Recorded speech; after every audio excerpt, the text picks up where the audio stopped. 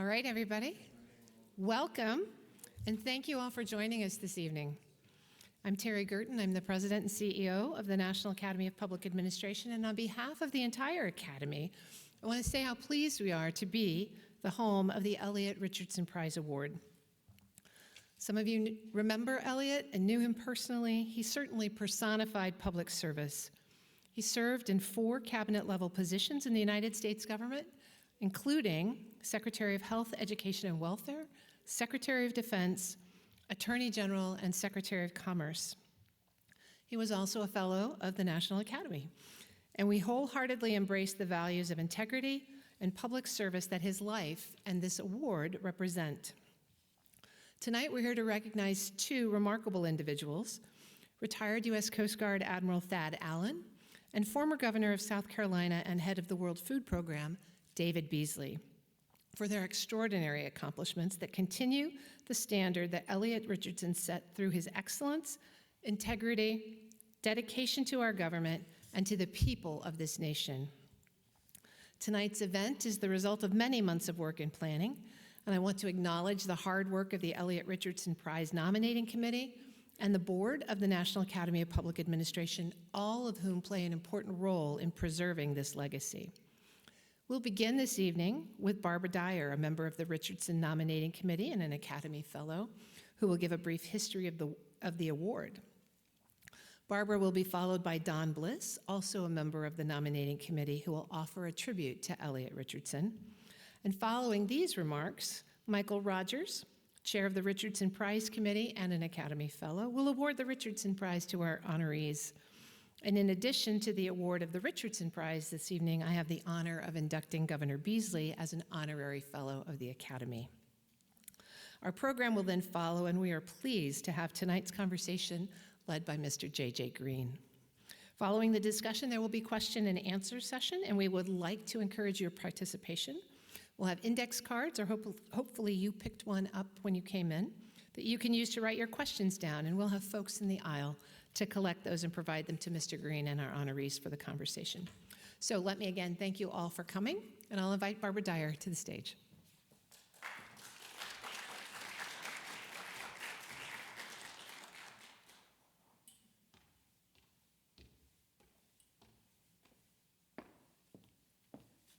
Good evening, everyone.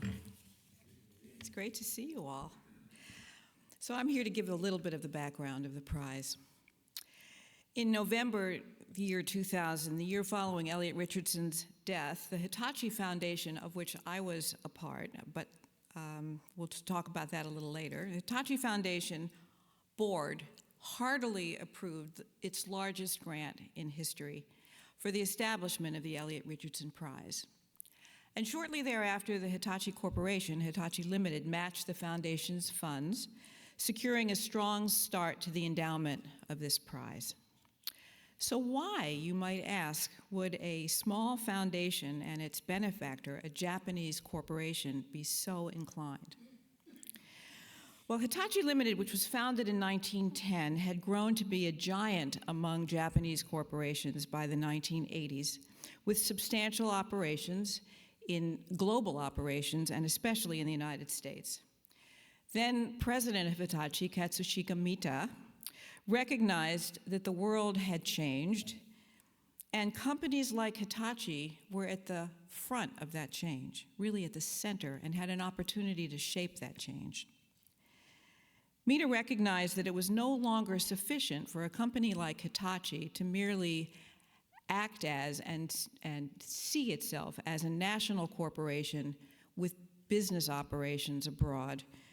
Rather, the change had required that companies like Hitachi become global citizens, full participants in the betterment of society wherever they do business and beyond where they do business. So Mita developed a comprehensive strategy toward that end to include the creation of an American foundation, among many other things, and not only to make philanthropic contributions, but to, through this foundation, to ensure Hitachi's participation in our society, to learn what it means to be a good corporate citizen and to be an effective company in the context of the U.S. culture. So it's the cultural context and what it means to be an effective citizen that he was aiming at. During that period, he was introduced to Elliot Richardson by a mutual colleague. Richardson, as you've already heard a little bit from, and you all probably know well, was the quintessential global citizen. So in addition to all of the things that Terry mentioned, to having headed 4 federal cabinet departments, several other sub-cabinet and diplomatic posts, attorney general and lieutenant governor in Massachusetts, he was also ambassador to London, presidential representative to the Law of the Sea Conference, longtime chairman of the United Nations Association, on and on and on, an amazing, amazing man. And Mita, very smartly, invited him to help shape this new foundation, to build an idea into something tangible, and for him to be the founding chairman, to which Elliot Richardson readily said yes. They created a foundation unique in structure, endowed by a Japanese corporation, but governed by an independent American board of directors, undaunted in its ambition to model effective participation in an increasingly interconnected global society. Among Elliot's first acts was to assemble a board of directors of substance and stature. And it will come as no surprise to many of you in this room that Joe Kasputys, sitting right here, was the first on Elliot's list to invite to be on the board of directors. Joe, by the way, succeeded Elliot as the second chairman of the foundation, and full disclosure, Joe hired me to be the second president of the foundation. Together, they blazed a path that demonstrated that a foundation with clarity of purpose, integrity, and unconstrained imagination can achieve great things. So it was in this spirit that upon Elliot's death, the foundation and Hitachi Limited chose to do something significant to carry his example into the future. Joe, along with several of Elliot's former colleagues and friends, many of them, probably most of them, Academy Fellows, and some of them here tonight, J.T. Smith, John McCumber, Richard Darman, Pat McGinnis, Jonathan Moore, Henry Richardson, who's here with us tonight, were all part of that beginning, and they envisioned a prize that would inspire future generations. In their proposal to the foundation board, they wrote, Elliot Richardson's legacy of integrity and his passion for public service at the levels of federal and state government and in foreign policy is almost without parallel. Joe, I still have that proposal in my files. But the examples set by our awardees this evening, Admiral Thad Allen and Governor David Beasley, and the remarkable recipients of this prize over 24 years, offer evidence that these qualities endure. And more than ever, we must hold them up as we're doing this evening. It was my great honor to be there at the beginning and to be here tonight. I want to also recognize Mark Popovich, who's sitting in the audience, who was the executive vice president at the foundation, who ushered this prize along in its early days. Thank you, Mark. And I am delighted that the award has found the perfect home at the National Academy of Public Administration. Thanks all for allowing me to share a little bit of this history.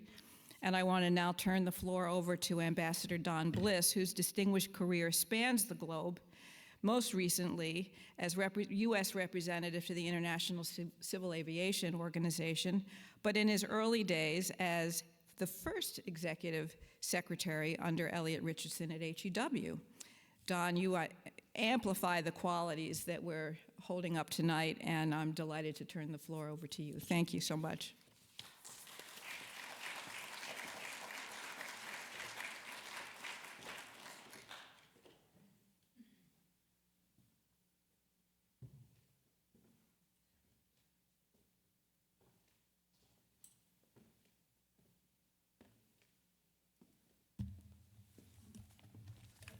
Hello, everybody.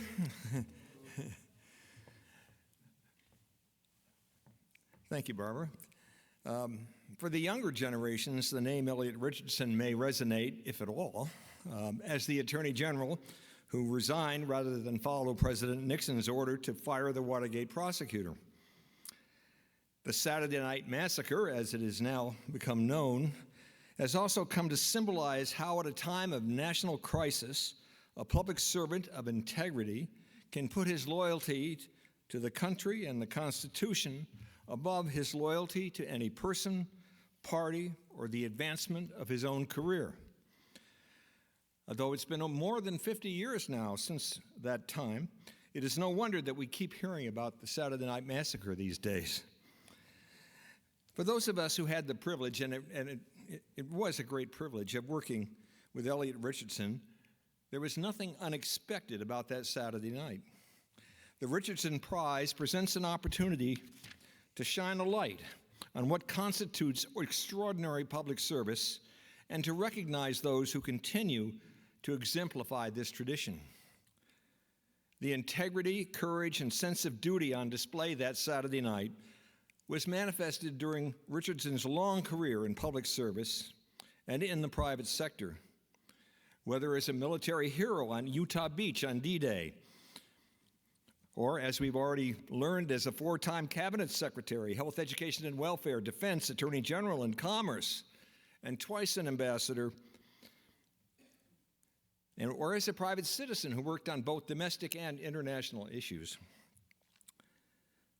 Richardson exhibited those same qualities of leadership that enabled him to master so many difficult and complex subjects and gain the enduring respect of the thousands in his employ.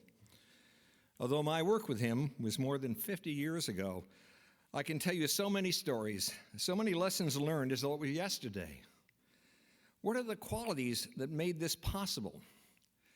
In my brief time, let me suggest 5. First, Richardson had great respect for the civil service and an uncanny eye to identify talent, bringing it forward and giving credit and appreciation where it was due.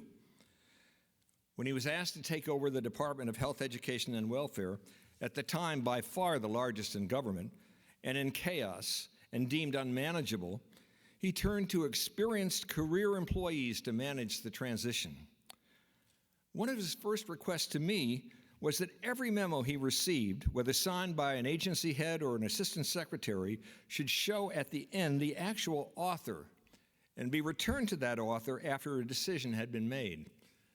I remember a GS-13 out in Park Lawn, Maryland, told me one time that he had framed on his office a memo that he received back 6 months later with Richardson's blue felt pen notations tearing apart his analysis. Second, Richardson was a great listener who loved to hear multiple points of view and make decisions after everyone was heard. He once told me that if people felt they had been heard and listened to, they were more likely to accept a decision that didn't go their way. I sat in many meetings where he listened to arguments in support of conflicting positions as he patiently doodled with his blue-tip pen. Some assumed he wasn't paying any attention. But then, after everyone had had their say, he would summarize each person's position, usually more succinctly and effectively than the original presenter, and then carefully articulate his decision. Third, Richardson understood politics, but viewed it as a means to seek agreement on good policy, not an end in itself. He worked across party lines to fashion compromises that made progress incrementally. He had a disciplined focus on what is achievable, what works. Program evaluation and bureaucratic efficiency and simplification were critical to achieve tangible, measurable results. Fourth, a Renaissance man, as HEW secretary, he had the senior leadership of the department read the Club of Rome study on population growth and spend a weekend up at Camp David thinking very long-term about the impact of HEW's programs. I recall one evening on a trip to Chicago, he took a break between official meetings during the day and a dinner speech and took me to the Art Institute. And we walked around as he critiqued Michael Rockefeller's art exhibits from the Sepik River in New Guinea. Elliot Richardson, the art critic. Wow, what a memorable evening that was. And fifth, as the second in command of the State Department, as ambassador to the Court of St. James, the UK, as ambassador to the Law of the Sea in the Carter administration, and as chair of the United Nations Association, Richardson worked long hours to advance international cooperation in meeting the challenges of our interconnected global economy and environment. As you can see in their biographies in your program, and we'll soon hear in the prize citations, our honorees tonight, Admiral Commandant Thad Allen and Governor Executive Director of the World Food Program, David Beasley, have demonstrated in their careers, both domestically and internationally, the excellence in public service that the Richardson Prize celebrates.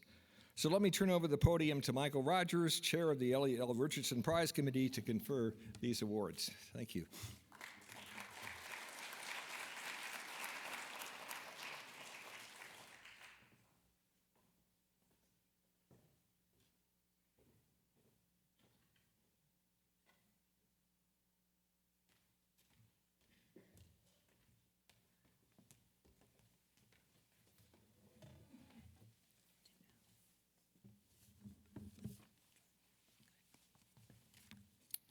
Good evening. It's so good to see all of you. On behalf of the Napa Elliot Richardson Prize Committee, we welcome you to this Elliot Richardson Prize Award ceremony. It has been 14 years since the prize fund moved to Napa, and this is the 8th award ceremony.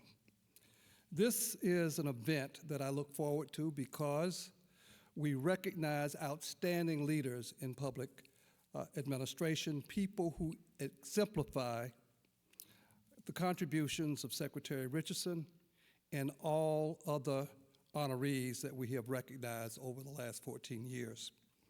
The prize committee serves as the award committee and the nominating committee.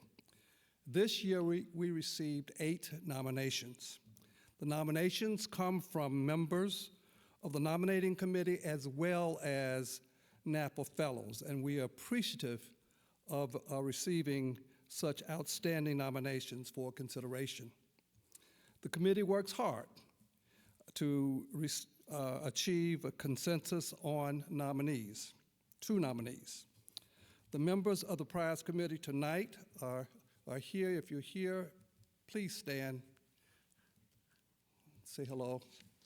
Let's give them a round of applause. They work very hard.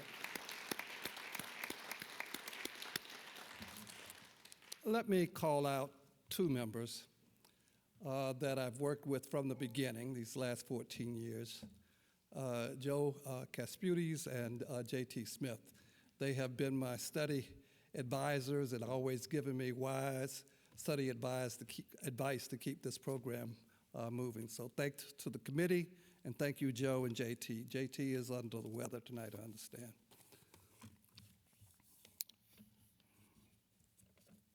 Okay. So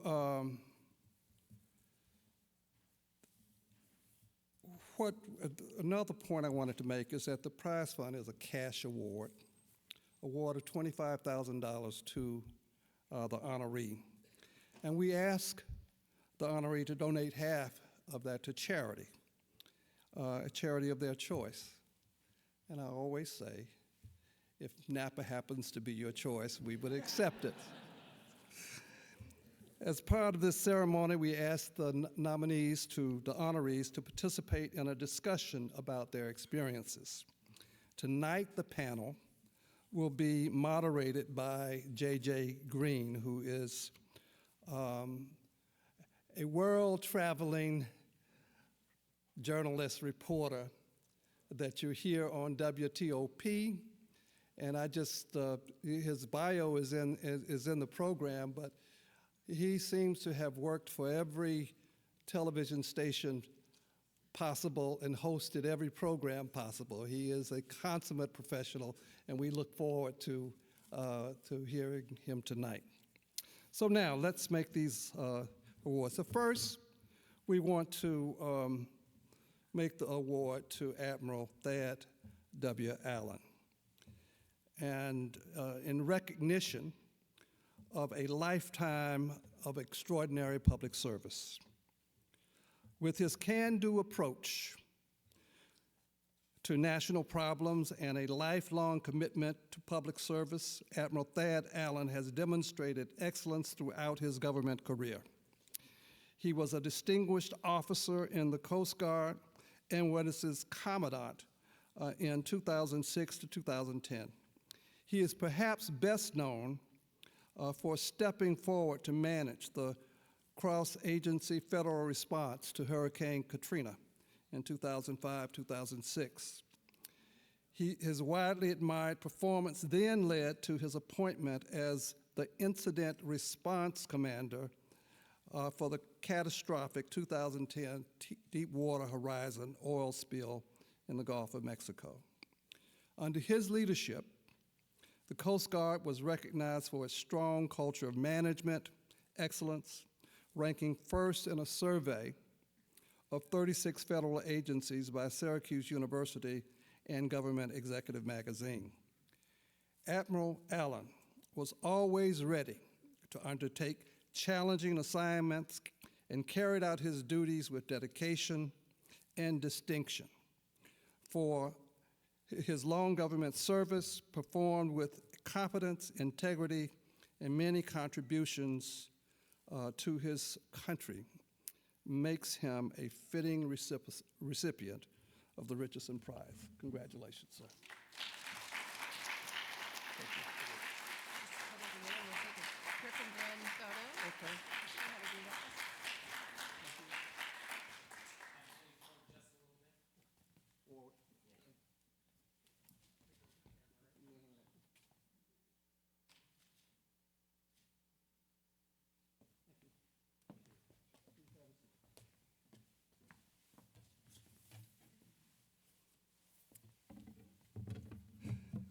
And now, for Governor David M. Beasley. In recognition of a lifetime of extraordinary public service, like Elliot Richardson, David Beasley graduated from state-level elected politics to a role of global consequence. As Executive Director of the World Food Program 2017 to 23, the world's largest humanitarian organization, former South Carolina Governor David Beasley raised global consciousness and $55 billion of financial contributions to address the rising crisis of global hunger, inflamed by conflict and climate change. His faith was manifest in an unswerving devotion to helping those in greatest need. Nominated by two presidents of different parties and appointed by the Secretary General of the United Nations, he worked with world leaders on issues of food security, mass migration, and economic development while expanding food assistance to the poor and hungry. Under his leadership, WFP fed 160 million people in 2022 in over 80 countries, averting starvation and famine. In 2020, he accepted the Nobel Peace Prize in Oslo on behalf of the work of the WFP in providing food in conflict areas and preventing food from being used as a weapon of war. Governor Beasley, please join us.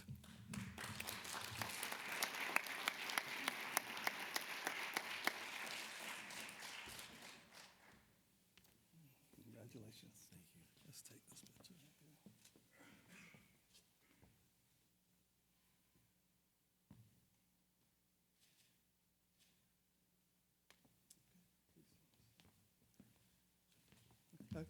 And Governor Beasley, we have one more little thing, Terry. That's right. As promised, we are inducting Governor Beasley as an honorary fellow of the National Academy of Public Administration. Thank you so much. Will you support me?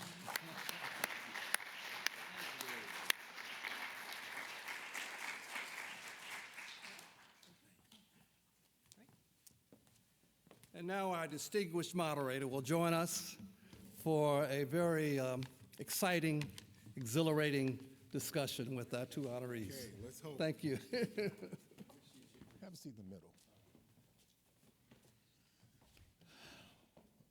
Good evening, everyone. Thank you, Terry and team, for inviting me to do this. And Admiral and Governor, thank you for not walking out.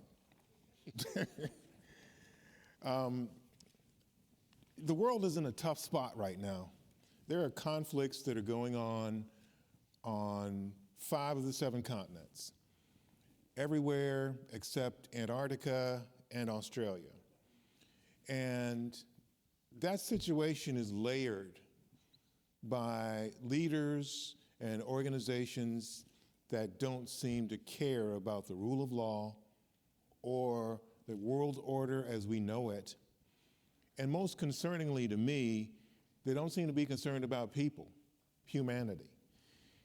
And against that backdrop tonight, we talk to these 2 giants of public service to basically honor them. First of all, congratulations, you both are so well deserving of these awards. But also, we want to perhaps glean some wisdom from them about some of these issues that we're facing today. So I have a few questions for you. And if you like, if I had a coin, I'd flip it, but I don't carry cash anymore. That's crazy, isn't it? So I'll just start first with you, Governor Beasley, since you're sitting next to me. Briefly, would you, and I'm going to ask both of you the same question, to be fair. Would you share what you see and what you think about when you look at the news or read the news and listen to the news regarding the simmering conflicts around the world and the others that could break out at any moment? What's the top issue, or what are the top issues that come to your mind that you believe need to be handled if the world is to get these conflicts and indeed our future in tow? Probably the biggest issue that I see world leaders are facing is the lack of understanding of the real issues that are out there. There's so much distraction now, so much noise. You know, you pull out the propaganda and the social media today. You don't know what the truth is anymore. And when I'm meeting with the G7 or the G20 leaders in private, I said, there's this old children's game called whack-a-mole. I said, all you're doing is running out there and just touching things. And you're rearranging the chairs on the Titanic. I said, you need to focus on the icebergs and you need to solve some of these problems. And right now, you're so distracted with so many little things, you're not focused on the big things. You need to slow down and we need to solve a few major problems. Now, we can get into those problems. So we can talk about food security, we can talk about climate, we can talk about these things. But I think we're seeing in the world today a distraction from addressing the real problems with real solutions. And I could just start all day long about the United States and the political parties and how they're just fighting each other without working on solutions, you know, on this type of thing. And I've been pretty hard with my friends on the Hill in private, is that you're so busy doing so many things and you're not focused on the big things. And quite frankly, I think the next 6 months are going to be really bad. It's going to get worse out there. May I interrupt and ask why?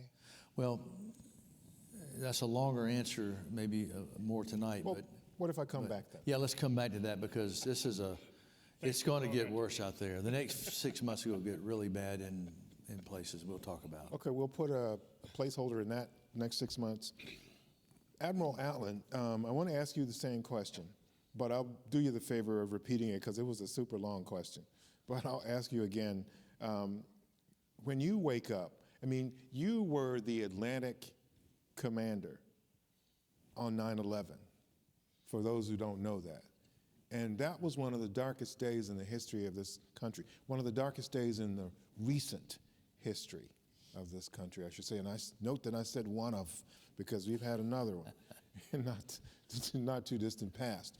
But when you look at your newspaper, TV, or listen to your radio, and you hear from your conversations with the diplomats and the senators and friends of yours that are working on these issues and problems, these simmering conflicts, what comes to your mind about fixing them? And what would you deal with first? Well, I think if you're going to start to think about how you're going to fix problems, you got to be able to articulate what the problem is and what it is they're trying to solve. And I think the governor is absolutely right. I think what we're dealing with right now is complexity as a risk aggravator. We have raised leaders throughout the history of this country that have dealt with extraordinary problems. The Great Depression, the two world wars, and so forth. But the level of complexity we're seeing right now with the advance of technology that's overtaking legal regimes, climate change, forcing migration, all that kind of stuff, are starting to overtake traditional legal regimes, moral value systems, and ethics, to the point where leaders are trying to manage this milieu in front of them, and the ability to simplify that, figure out what's important, then focus on what needs to be done to actually have an effect is a challenge we have right now. And I'm not sure for the last umpteen years we've been growing leaders that can recognize that that's the problem, because they get polarized by politics and they get focused on political issues. And they don't realize what we're doing is we're slowly eroding the resiliency of the country, and we're actually creating fragility that is a risk. How's our reputation then as a country in this period that we're in right now?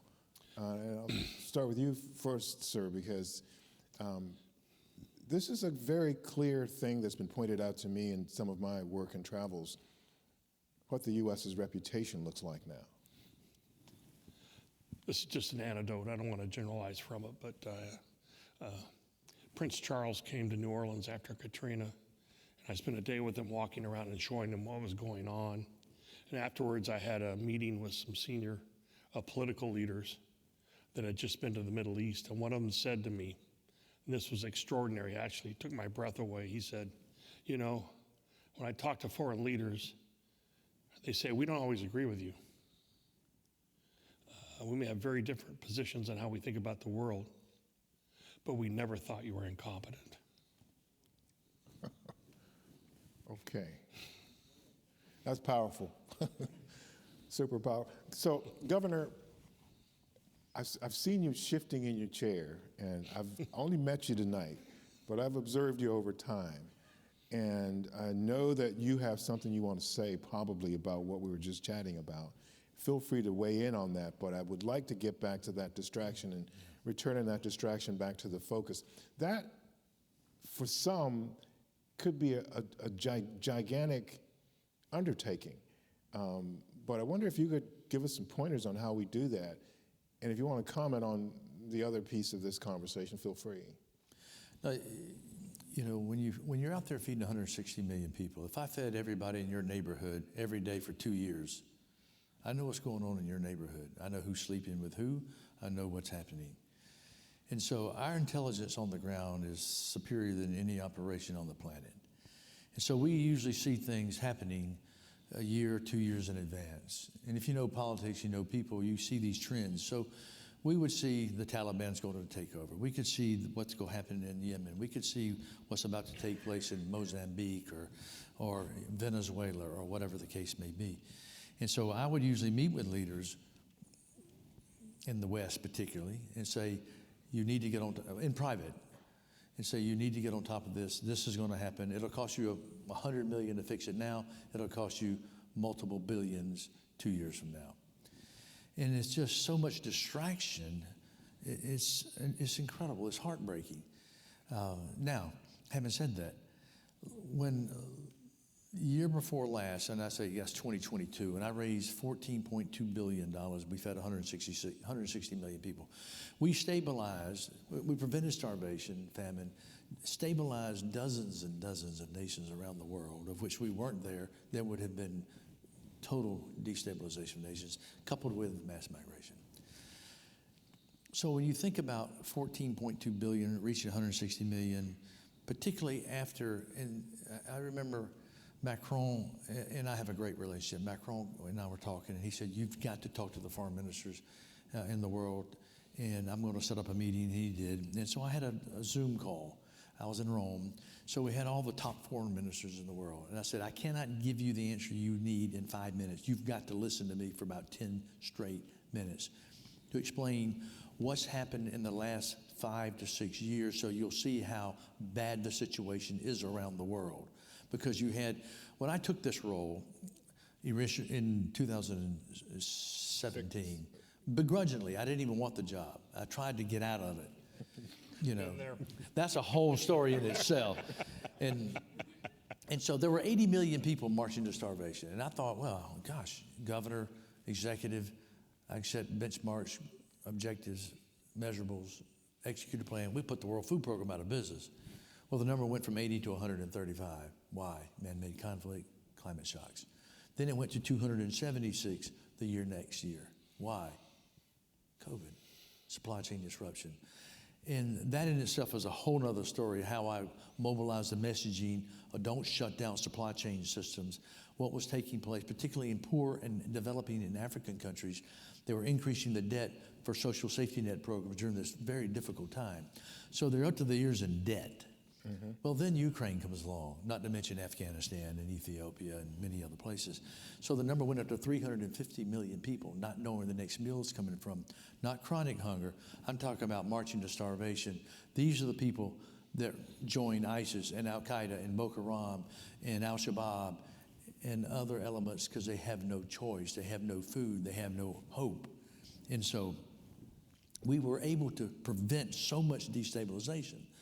And so I was able to particularly to the G7, the G20, because that's where you get your big money. And I had to create a narrative that was not your normal UN lingo.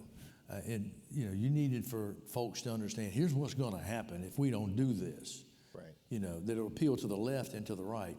So we created that narrative, and we took, with the help of the Nobel Peace Prize Committee, we took food security to be the #1 issue in the world for about 2 years, but it has just collapsed. Now, having said that, here we are. I went from raising $39.4 million per day, 7 days a week, 365 days out of the year. We're now raising half of that. Well, we're not talking about buying better furniture. We're talking about children, families not getting food. And when you don't have food, you either die, you destabilize by joining political elements, or you migrate. So in the next 6 months, because many of these families and people that we've reached in the last 2 years, they're not getting food now. Yeah. And so in the next 6 months, and we're talking about a lot of people in a lot of nations, and I can break it down from Niger to Mali to Yemen, but most particular of interest of those that have a migratory impact on Western nations, especially like the Sahel as to Europe, or Middle East as to Europe, or Central South America as to the United States. And so the storm that is coming is going to be unlike anything we've seen. I warned the United States 2 years ago that the number of migrants toward our southern border would be 5 times what it was 2 years ago if we don't act. I've testified and spoke to our friends in the House and the Senate that you're not solving the root cause. Yeah. And we can solve the root cause. We can address the root cause. And if you can end migration by necessity, then you're left with migration by choice. And that's a few people. That's a pleasant debate. Right. But we're not addressing, we want to talk about the wall. Okay, I don't care how you feel about the wall. But what do we need to do so that a family doesn't want to leave Guatemala, Venezuela, Honduras, El Salvador, Haiti, and I can go on and on. We survey people. People don't want to leave home. I have found, if this is one thing I've learned on the planet, every human being on the planet, every mom and dad is pretty much like every mom and dad on the planet. Yeah. They want to take care of their family. They don't want to move, but if they can't feed their children, have any degree of peace or security, they go do what they have to do. Yeah.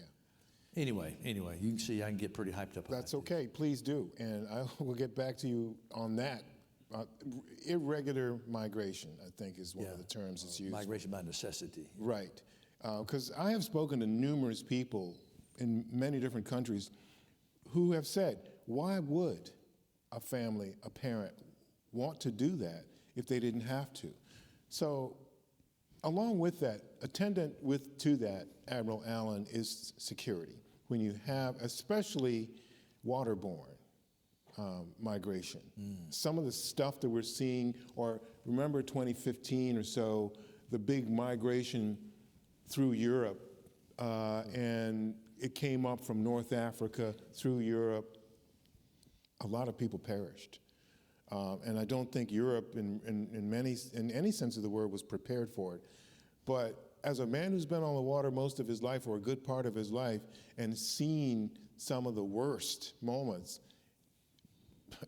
on the water that you could, but having worked through that and learned things from it and brought your own knowledge and wisdom to it, how do you address, what do you think of, what would you say to the world at this point in terms of dealing with these migrations, water migrations? I mean, I know the law of the sea is a big deal here, so feel free to go there, because I know you've been huge on that. Well, first of all, the governor's got it right. And people that get down to the bottom where he said he was, on the streets, where people are trying to feed their children, you get the real feedback from what's working and what isn't. Yes. And what governments are really accomplishing and what aren't. If I could give you just one anecdote, I was doing a press conference after Hurricane Katrina, and I had a reporter ask me whether or not there were any social equity issues involved in the response. It was a thinly veiled question. Yes. And so I said, well, if you're asking whether the hand reaching down from the helicopter is looking at the color of the hand reaching up, no, never. But if you're talking about pre-existing conditions, childhood nutrition, housing density, transportation, those pre-existing factors exacerbate the effects of an event when you have them. They make you less resilient, they make you more fragile. So whether you're talking about migration or you're talking about climate change, what you're talking about is a world order, not just the climate. It's the government structures that are becoming less resilient and more fragile and less capable of dealing with these things when they happen. Because people don't leave because they want to. They leave because they have to. Sorry to interrupt, but let me ask you this. Why do you believe these structures are breaking down? I mean, because we looked at Africa last year, and we saw several countries that had been pretty well supported by Europe and the U.S. walk away. Some say the U.S. or maybe Europe walked away from them, but why do you believe these structures are breaking down? In my view, my personal view is that it's the inability of these governing structures to basically confront and deal with the complexity of the situation, where you have the interaction of a supply chain, climate change, where you have atmospheric rivers that are putting water where it didn't used to be. Then you have problems with moving commodities on the border. I'm sure the governor understands the link between the amount of grain that used to be harvested in Ukraine and went to places like Somalia, and the loss of protein that they have there now, and how this stuff becomes interactive. But the people that are actually dealing with the governing structures are dealing from a political basis, and the power regimes that get them in or out of office and all that sort of thing. So the basic root causes that you're trying to deal with to fix the problem don't move to the agenda where they feel it's important enough to deal with. And in the meantime, this notion of increasing complexity, fragility, lack of resiliency is spreading. And it's not an issue in Sahel. It's not an issue in the Horn of Africa or the Gulf of Guinea. It's an issue why we have people showing up at the southern border from Venezuela because of problems there, inequities, and people are just trying to save their families. It's why people get in boats and leave Cuba and trying to come to the U.S. And you have Haiti, which is charitably a failed state, where people can't exist and they have no option, and so they're willing to put their families at risk. And we've had extraordinarily heartbreaking situations. I've been involved with them personally, where people are willing to risk that to solve these problems. Well, at some point you got to say, as the governor's already mentioned, what is the responsibility of governing bodies?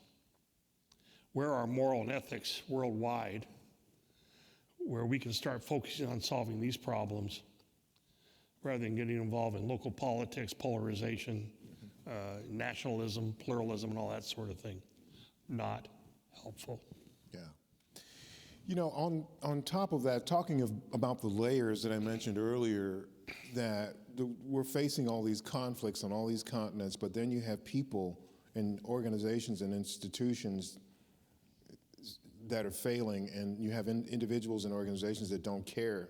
They just only want to benefit financially from it or whatever, ideologically. But then you have nature. And Governor Beasley, for part of your tenure, if not all of it at the World Food Program, you and your team were scrambling to address climate-related disasters. And these climate-related disasters have gotten worse and worse. And I know you said, just as you were leaving the World Food Program, you said the world is really speaking to us, and we've got to respond. How would you assess the response? You kind of talked about it a little earlier. I don't think we did very well responding, but then things change. It's like it doesn't stay static. We put a Band-Aid on this or fix this. And in some cases, the work that your team at the World Food Program did was tremendous, but then the problem that comes back later is tremendous because of what Admiral Allen's talking about. Just as time passes, you don't make the right decisions, and there's just more, it just snowballs, you know? Well, you go to like the COP28 or whatever, these big environmental gatherings by the top leaders of the world, and they talk about this, talk about that, talk about mitigation, what needs to be done in the future. And I'm like, that's great. But what about adaptation so that many of these people in many of these countries can survive in the meantime? Try going into the Sahel, Niger and Mali, where, some of my political friends say, well, what climate change? Come on, Governor. I'm like, look, you can debate all day long what might be causing it, but come with me and I'll show you it's changing out there. I said, you can go in this country and you say, well, the average rainfall hadn't changed. I said, well, it hasn't changed for the year, but let me tell you, in the rainy season, it's a whole different ball game than what it was 5 years ago. And in the dry season, it's a whole different ball game. It's a different world out there. And these people have to survive. Otherwise, they're going to migrate. Now, you can stick your head in the sand like you've been doing, or we can go in there with solutions that's a lot cheaper.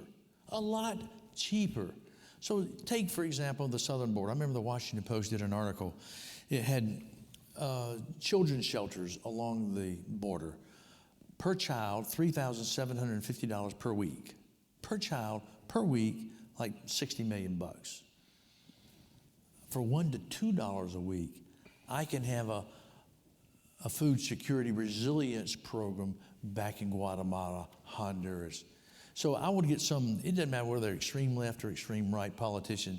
Why should I send money down to Guatemala or Chad when we've got road problems and financial needs and healthcare and education here in the United States or Germany or wherever it might be? I say, well, let me lay it out to you in a simple way. If you're not going to do it out of the goodness of your heart, you better dadgum well do it out of your financial interest or your national security interest. These people don't want to leave, but they have no choice, and it's 1,000 times cheaper to do it right. Germany did a simple study out of the Syrian crisis. They didn't address it. They stuck their head in the sand, had 1 million refugees, $125 billion over 5 years, 70 euros a day. We can feed a Syrian in Syria for 50 cents. And the Syrian doesn't want to leave. There's A, 70 euros a day. B, 50 cents a day.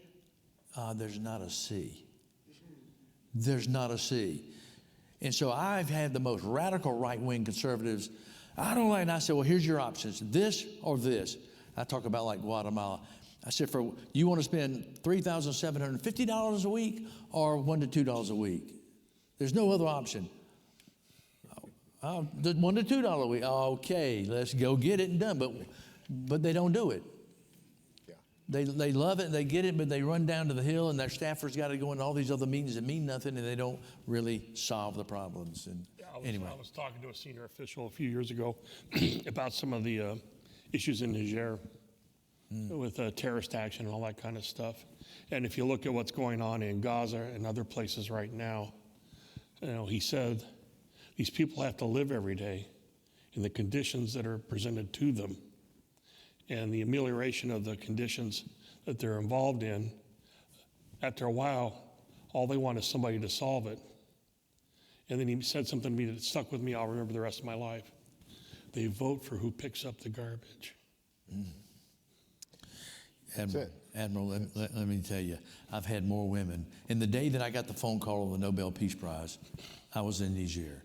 I had spent a lot of time in Niger because I saw it coming. Right. Because what was happening in Syria, a lot of ISIS and Al-Qaeda were moving into the Sahel. And we were watching it and seeing it take place and the movement of supply chains. And they went for the children. And they're smart. And so what they would do is shut off supply chains so that families couldn't get food or medicine.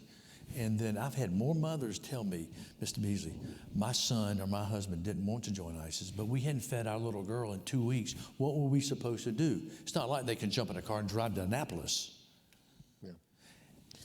They don't have a choice. Yeah, that is the thing that I've heard a few times. If I've heard it a few times, I've heard it 1,000 times, is that these terror groups are not dummies. They're not dummies. They know what works. They know, if you think about how so many young people were, I recall the story about this young kid in Minneapolis who slipped away from his house midnight and flew all the way to Somalia to join al-Shabaab. Yeah. Got stuck and couldn't get home, and the whole deal. So they know what they're doing, and you're exactly right about this. And it's not for me to sit here and pronounce anything. I'm just going to let you guys do that, and I'll just kind of guide this. But one of the things that I wanted to get some knowledge on tonight out of you, Admiral Allen, and you too as well, Governor, the law of the sea. This is, conflicts right now. There are lots of them on the water.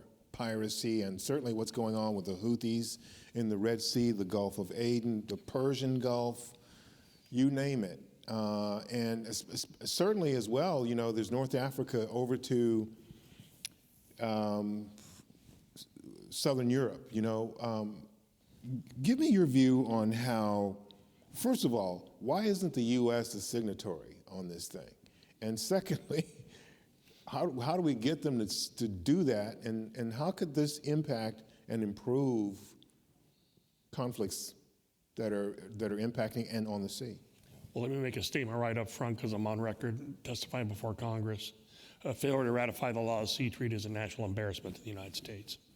But having said that, yeah, we got to work the issue. The current nation-state structure we have in the world comes from the Treaty of Westphalia, that you only have sovereignty if you can exert it, if you have a boundary line and you can enforce it, then you're a nation. But what we're starting to deal with are threats and risk. They're agnostic to physical borders. Weather, germs, financial transactions, the internet, space weather. And these require international constructs from the family of nations in the world are actually going to deal with them. And I'll give you a great example that you all saw in the press, and it was the failure of the Titan expedition to the Titanic. Yes. When the vessel imploded. That was managed by the Coast Guard commander in Boston. And you would say, it's closer to Canada, why did that happen? Well, with transatlantic aviation and maritime transportation combined in the 20th century with the Titanic problem, there were international treaties where the whole world is divided into areas where somebody's got the lead responsibility for international coordination of search and rescue response. And for where that incident occurred, it was the Coast Guard commander in Boston, Admiral John Mauger. You probably all saw him on television. So we have these regimes and legal entities that have been created to do that, but they're all based on participation by nation states or established thousands of years ago based on physical borders and your ability to control them. And now we live in a digital world where people can aggregate, produce behaviors, and not be in each other's presence. Mm-hmm. We're digital citizens in a digital world, and we're incompetent citizens. So we got all this stuff going on, And all this stuff is overtaking legal regimes, international governing structures that were meant to allow us to act as a community of nations to solve these problems. The Houthis don't care about the sea treaty. People in Hamas, don't care about, there's a 12-mile limit in the territorial sea and how long the exclusive economic zone in your continental shelf is. But the problem is that's how we're supposed to manage international shipping right now. In the Red Sea right now, it's, I'll go back to that movie they made in the 60s, Bang the Drum Slowly. It's Tegwar, the exciting game without any rules. What about Iran? Iran wouldn't the law of the sea treaty, shouldn't the law of the sea treaty be important to them? Couldn't that be used, or could it be used to force them in line? And when I say in line, we know that they're causing problems. Right. We know how they're doing that. Right. Well, first of all, you have to be a signatory to the law of the sea treaty and the convention, just like you have to be signatory to, if you're going to join the United Nations, we have these legal constructs. But if you have people that are operating extranationally or with entities, whether it's the Houthis, Hamas, or Hezbollah, or the factions in Colombia or wherever, the legal structures don't work because they don't abide by them and they're not held accountable for them. There was a hijacking in the Mediterranean back in the 60s, the Achille Lauro. Yeah. There was a gentleman in a wheelchair who was actually thrown over by terrorists. Leon Klinghoffer. Klinghoffer, exactly. And after that, there was a treaty passed called the Suppression of Unlawful Acts Against Navigation. And all the signatory treaties said, the countries that have signed the treaty said, if something happens, we will pass domestic legislation and we will prosecute people that are involved in that. That is how we handled the pirates in the Maersk, Alabama case with Captain Phillips. Yes. They were prosecuted under suppression of unlawful acts to navigation. But that's a country. Yeah. It's not the Houthis. It's not Hamas. It's not Hezbollah. They're not signatories. And they can act with impunity unless there's some way to converge international coalition to say, like piracy in the old days and it's rearing its head again, that's unacceptable to the family of nations and how we're going to deal with each other. And the rule of law doesn't work. But right now, there's no consensus to do that. And you have Iran being using the Houthis and everybody else as proxies. Yeah. And they're basically interrupting one of the major supply chains in the world in the Red Sea, leading to the Suez. So we're going to probably go to some questions from the audience in a few minutes. So I want to get my last couple of questions in before we get there.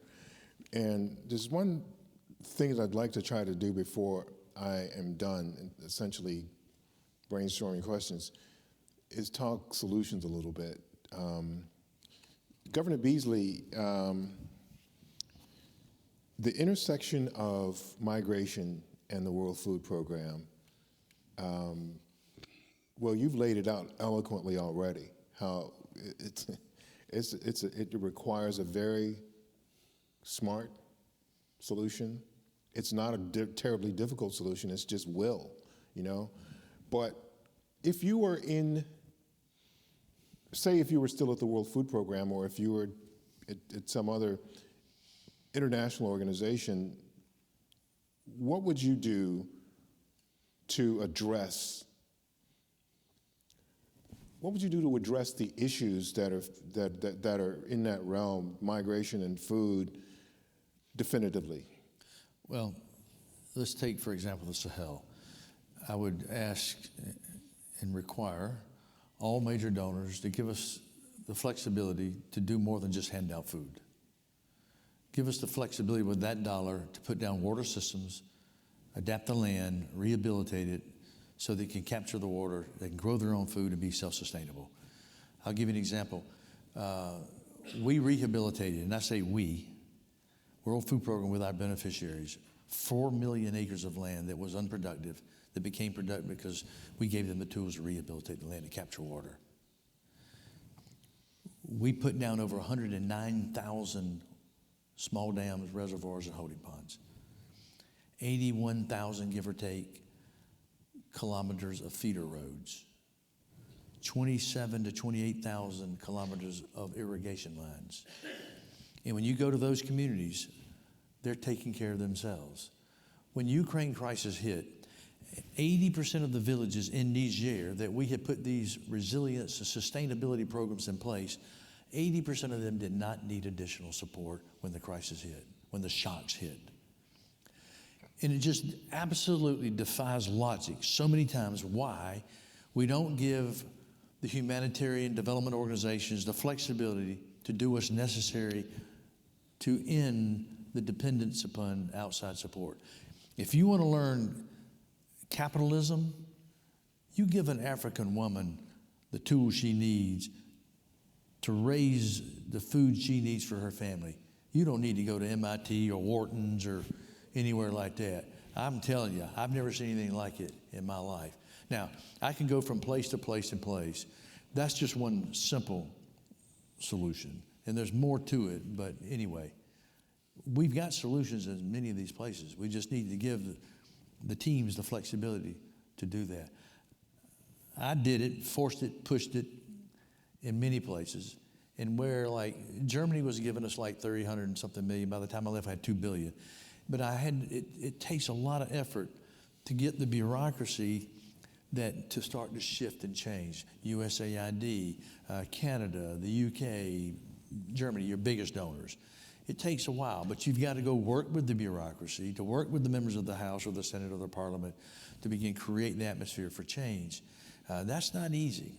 And some change shouldn't be easy, but at the same time, we need the tools we need to do to be able to achieve what we need to achieve. But it's a beautiful thing to go to a village and then go back 2 years later and see them taking care of themselves. I can tell you about Biba. This was in Chad, and I had a kind of a rule. I would go back because I would tell my team, we'll go do this, and I'd go back 2 years later and see if it was done. And Biba, she stood there among a 10-acre garden, and she had brought all the women together of that village of several thousand people. And these women created a commune, and we put down the water wells, irrigation system, taught them how to do, what to do. And she stood there, and they had been totally dependent on us. She stood there and said, Mr. Beasley, we're growing our own food. We're feeding our own families. We're selling into the marketplace. We're buying medicine for our children. And I just paid for my son's wedding.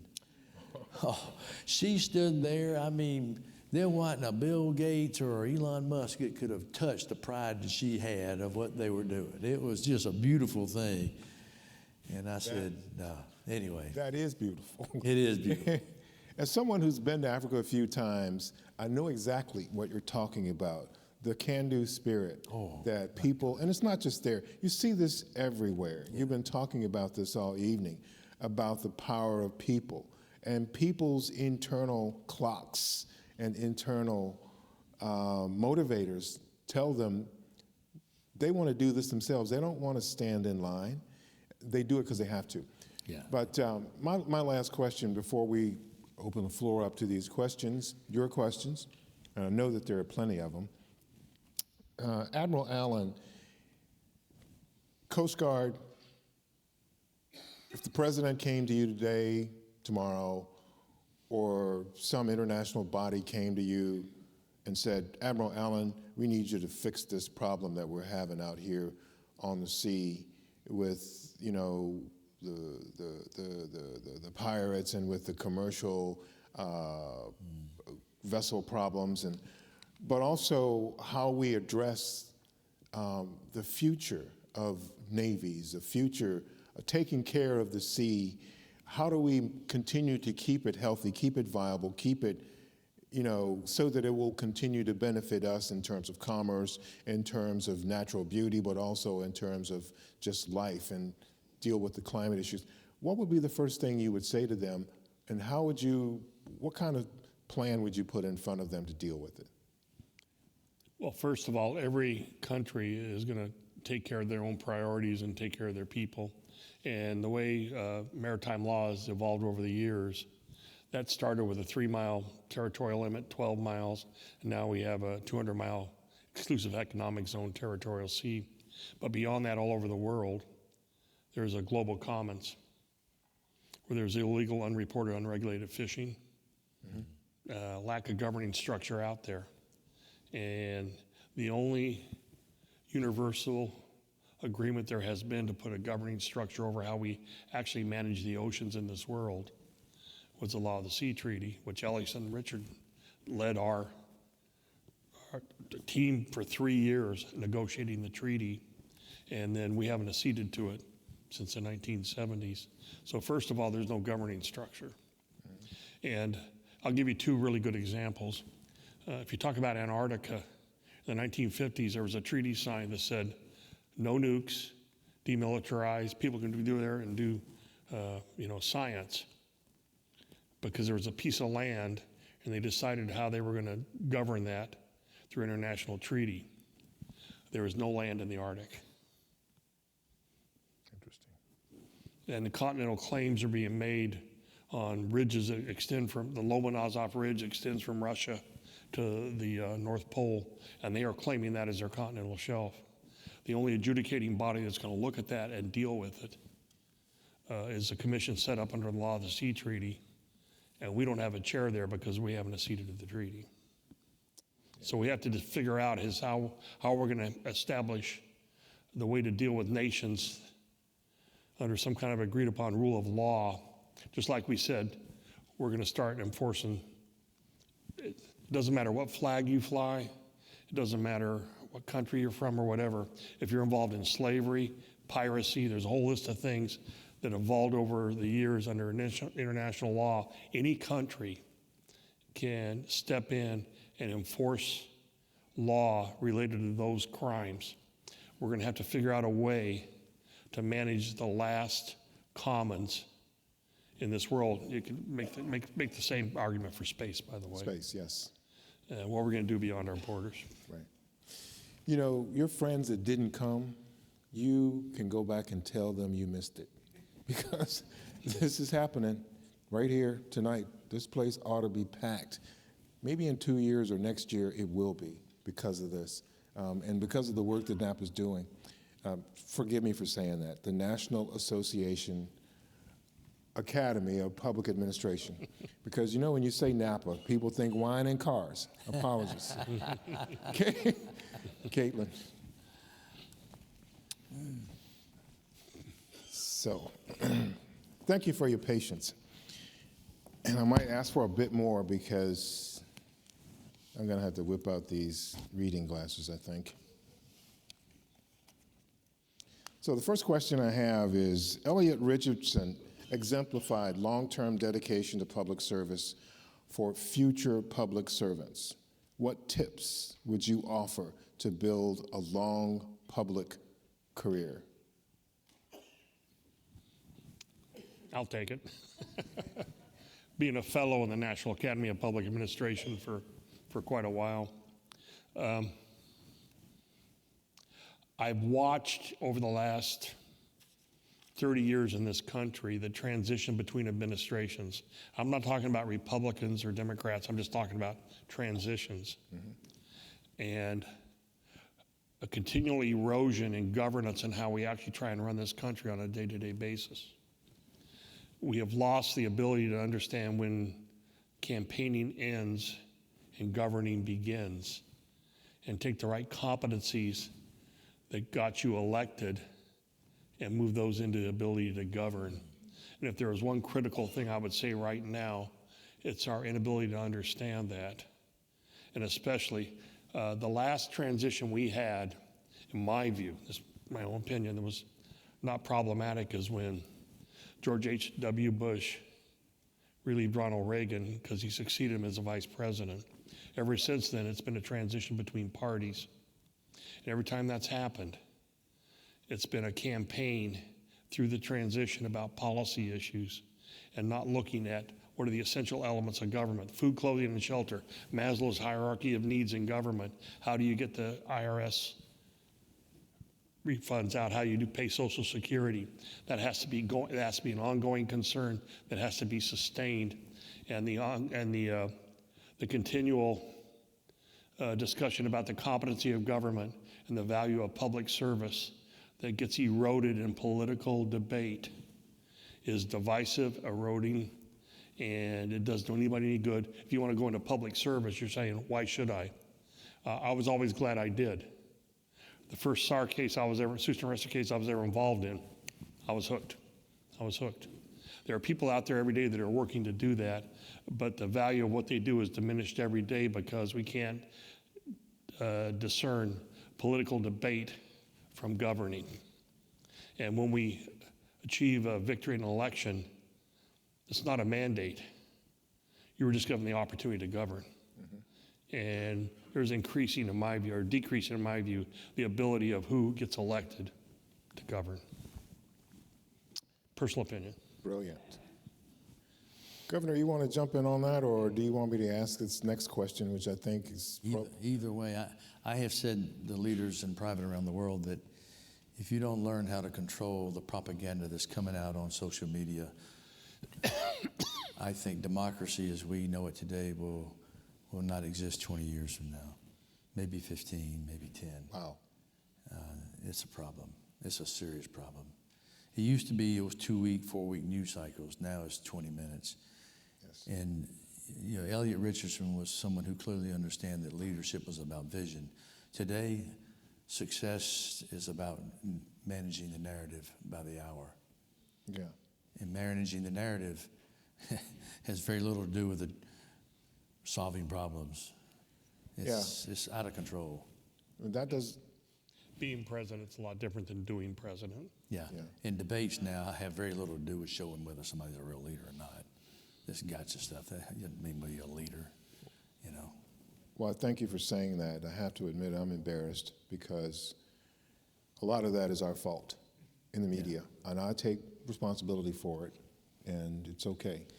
I've heard it said to me before, and I am here to accept the blame in part. Yeah. I'll start with you on this second question, Governor. It says Colin Powell, Sandra Day O'Connor, Norman Mineta, Anthony Fauci are all Richardson Prize honorees. How does it feel to join them in this rare group? Well, you know, it's an honor, and I don't feel worthy of any of that. You know, I love being front and center stage when I'm fighting for something, but I don't like being on the stage when I'm being honored. It's a humiliating thing to me. Well, give me a cause, I'll be front, out there, just go to town. But boy, it's like a birthday or something that's about me, I'm like, you know, let me kind of slip back. sorry. But it's a great honor. I won't get too misty-eyed here, but I attended Norm Mineta's memorial ceremony. I worked with him for a number of years. He had a chance to pick me to be the commandant, and he didn't. Still friends. His family was interned in a camp after the Pearl Harbor. He joined a Boy Scout troop they set up inside the camp. And then they decided to link up with the Boy Scouts on the outside of the camp. And that's where he met Alan Simpson. From Wyoming? Who became the senator from Wyoming. Yeah. They became lifelong friends. And I sat with Norm because we became very good friends, very close. And he would tell me about how they maintained the unity inside the camp where the Japanese were kept in Wyoming, and what it meant to have the other Boy Scout troop walk across. And Norm and I didn't always agree on policy issues and everything else, but there's one thing that I never ever doubted, and that was his, despite everything that happened to his family, was his love for this country and his ability to serve. And he served as a Democrat in a Republican administration. I'm not sure we're ever going to see that again. Yeah. So to be on this stage, and also Colin Powell, who I know personally too, but to be on this stage and be listed with Norm Mineta is one of the greatest honors of my life. I'm very proud to be here. Yes. You both have crisis response backgrounds in your experience. And in your experience, is there a key learnable skill that separates good crisis managers? Governor Beasley, start with you. Don't be weak-kneed, be focused, be strong, be decisive, but also listen. Listen and gather as much information as you can and move forward. And you've got to stand behind your team. You've got to really encourage them in moving it forward, because out there today, it's brutal, particularly with the social media out there. Whether it's, the Black Sea grain, when we all these hostile places that we go, and know what you're doing, bring the best of the best into the equation. Be willing to question yourself, what we've done in the past. Don't be afraid to ask the hard questions, make the right decisions, and execute, and stand behind your team. That to me is vital. I had the extraordinary opportunity to do two things under two different presidents, Republican and Democrat, and I can tell you, really different personalities, really different. So with Hurricane Katrina and President Bush, he's a character. It's like talking to the guys in the cafeteria, the 8th graders, and they're, and then President Obama is more quiet, introverted. But I flew on Air Force One with both of them and talked to Turkey about how to do all this. There were a couple of things they did. They gave me total, unimpeded access to the media, and they basically said, "You've got it. If you screw up, we're going to fire you." But they gave me the opportunity to be transparent and honest with the American public, and that was the two things about both of those folks that I'll always treasure, in addition to the personal relationships were radically different, but I had with both of them. And the two things that make extraordinary leaders, in my view, whether it's crisis or not, two things are lifelong learning and emotional intelligence. You can't do that without them. I had a general one time tell me, head of the Pacific Fleet, he said, "Governor, if you make a mistake, I'm going to kick your butt. And if you don't, I'm going to fire you." It was one of the greatest bits of advice. If you're going to be a leader, you're going to make mistakes, but get out there and get it done. Well, I was on Air Force One with President Obama. We were flying back from Pensacola during the oil spill, and I made some recommendations. And I had to go talk to Mike Mullen, who was the chairman of the Joint Staff, because I thought the Air Force would take over all the airspace, reduce the risk of collisions and all that kind of stuff. And at the end, he leaned over and he goes, "Well, Thad, do what you got to do." He got about this far away from my nose. He goes, "There are no do-overs." Got that, Mr. President. I like these nuggets. I'm going to remember these nuggets. Governor, this is specifically for you, and it says, and I quote, "Governor, without revealing a confidence," and that's always an interesting way to start a question. It says, "Governor, without revealing a confidence, what advice did you or would you give to your successor at the World Food Program, Cindy McCain? How is it possible to be effective at feeding the world?" Did you give her advice? No, just kidding. Cindy's sharp, and I really like Cindy. You've got a great team. Capitalize on them.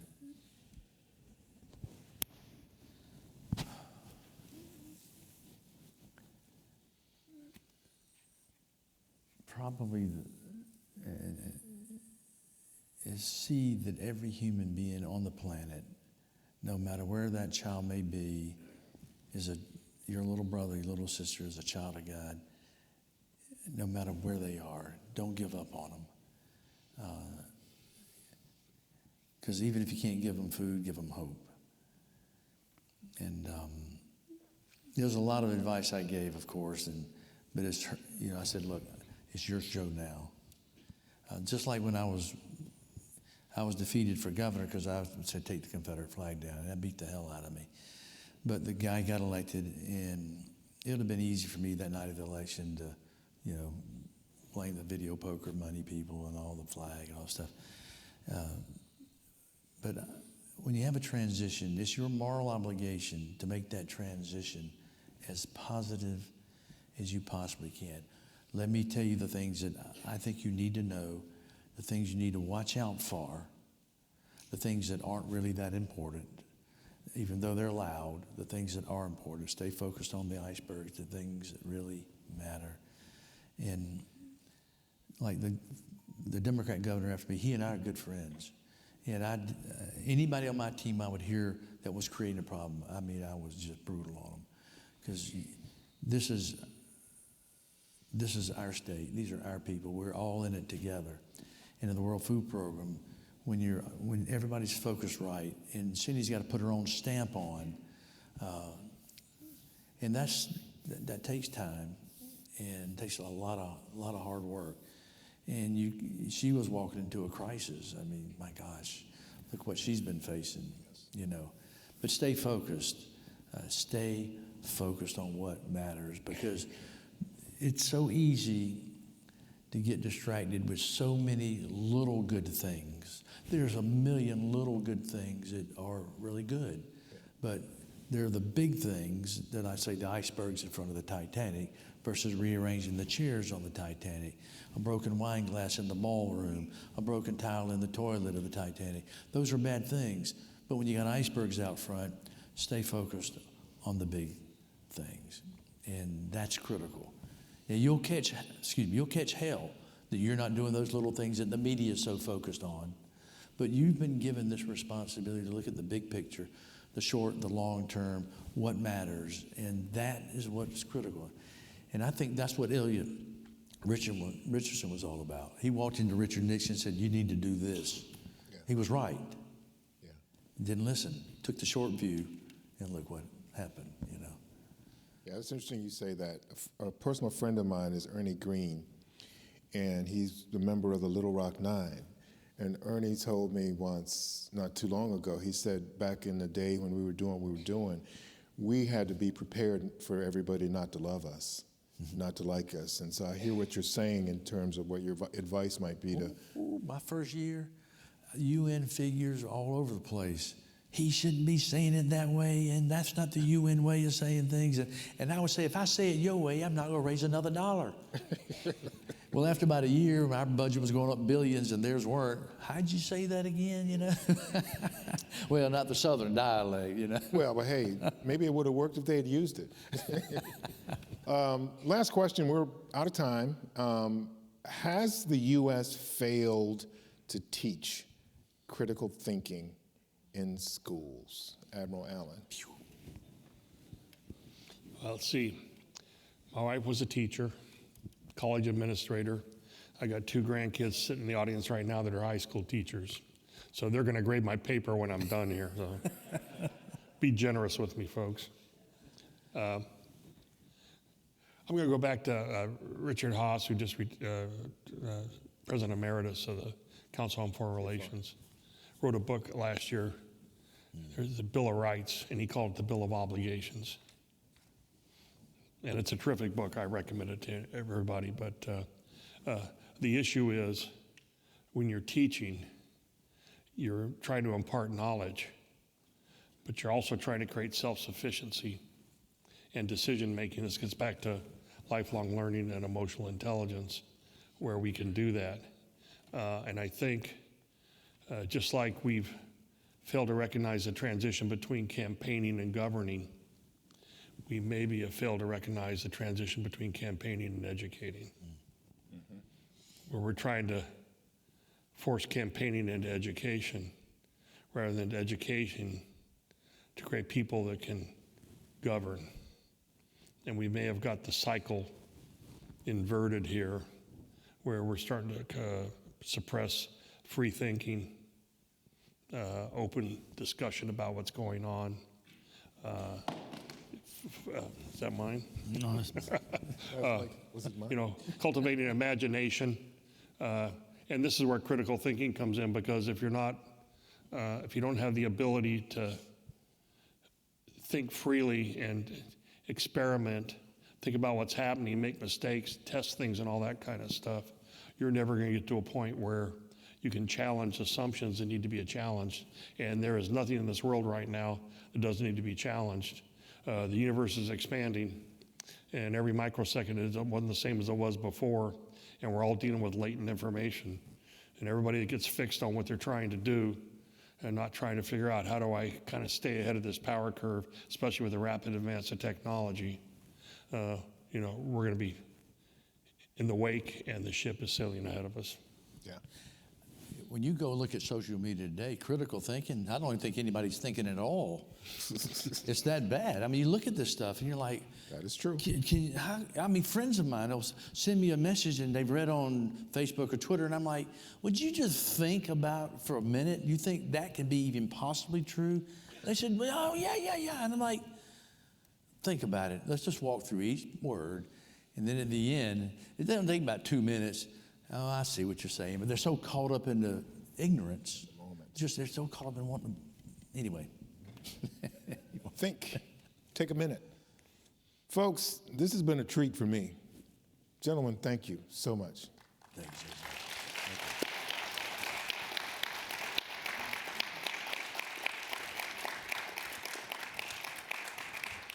All right. Well, thank you, Admiral Allen, Governor Beasley, JJ, for a fascinating conversation. I know if you didn't have to go to work tomorrow, you could stay here and listen for another hour.